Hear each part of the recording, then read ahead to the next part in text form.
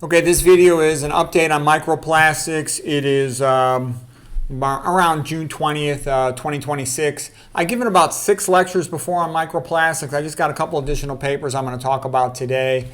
So first of all, I'm going to show you a little information on how to describe microplastics.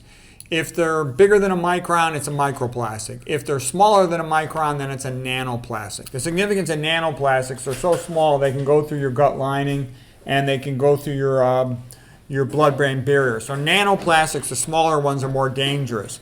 The bigger ones, microplastics, can break down and become nanoplastics. Okay. PMOs, I made up that word, just means plastic molecules that are estrogenic, because those also are relevant. We're not going to get into that too much today. But the first paper I wanted to show you was from drinking tea. The tea bags, almost no matter what type they are, they tend to contain a lot of microplastics, and then you steep them in the hot water. So I personally always thought it was stupid to drink tea. Tea has a tendency to concentrate fluoride and aluminum, and it also has a tendency to put very high amounts of nanoplastics into your tea. So I'm not a fan of tea at all, and there's other problems with tea. Okay, here's another paper about micronanoplastics in atheromas in cardiovascular events. Basically, they did carotid endarterectomies, people with severe stenosis of the carotid artery, and when they surgically removed it, it's called a carotid endarterectomy. Usually you go by NASCET criteria, more than 70% stenosis. Okay, well anyways, when they took the plaque out, they found that the patients who had atherosclerotic plaques in there were like 4.5 times more likely to go on to an adverse cardiac event, a heart attack or a stroke. Okay.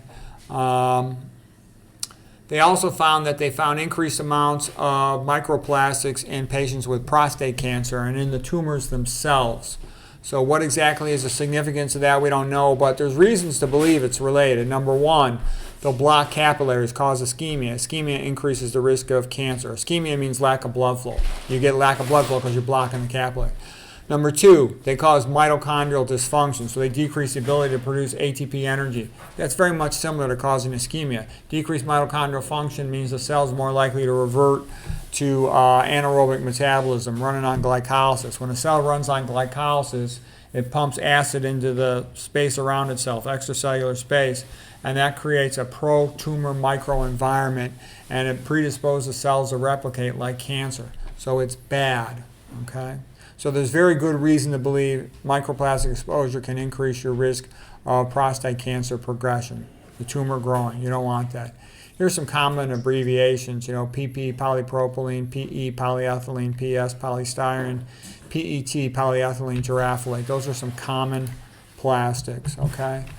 All right, here's another article. Microplastics, nanoplastics, an emerging threat to cardiovascular health.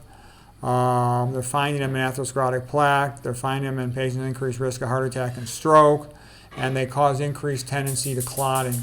So this is just a picture showing things they do. They cause mitochondrial dysfunction. That's a really big problem. They can activate platelets and cause blood clots. That's really bad. When they cause ischemia in the heart, they can cause fibrosis of heart tissue, destruction of heart tissue. Destruction of atrial tissue predisposes you to atrial fibrillation.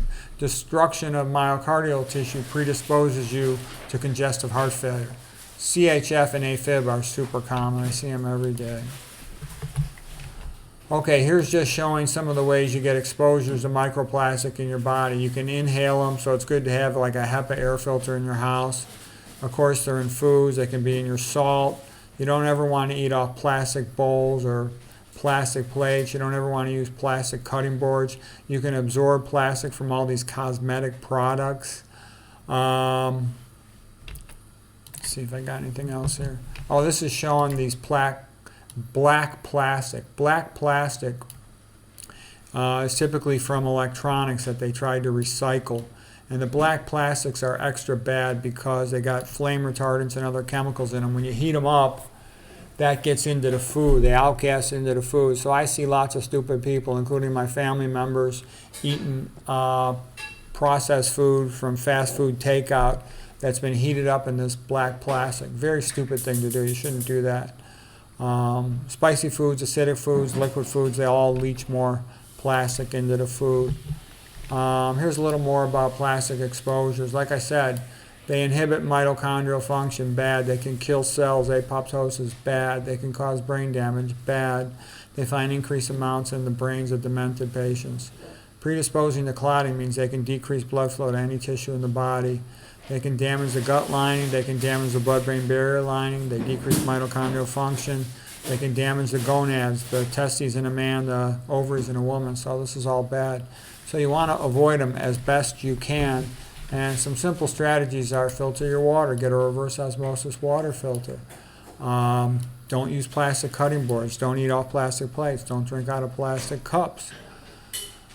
Store your water in glass or stainless steel. For clothing, wear natural fibers, cotton or wool. Don't use polyester. That means polyethylene terephthalate, PET. Do not drink tea. Avoid fish. Fish is often very high in plastics. Don't drink anything out of cans. They often have a plastic lining like BPA. Don't eat any liquids coming out of a plastic. Like the worst would be oil, which is lipophilic, in a plastic container. That's going to gas into the oil. Minimize personal care products. You can get transdermal absorption of plastics. Okay. Salt can have plastic in it. You don't want excessive amounts of salt. Don't heat baby formula or anything in plastic bottles. Anyways, I wouldn't even touch those paper receipts. I just throw them away right away. So anyways, these are some of the ways you can reduce your plastic exposure, some of the things to be aware of. I hope you found it helpful.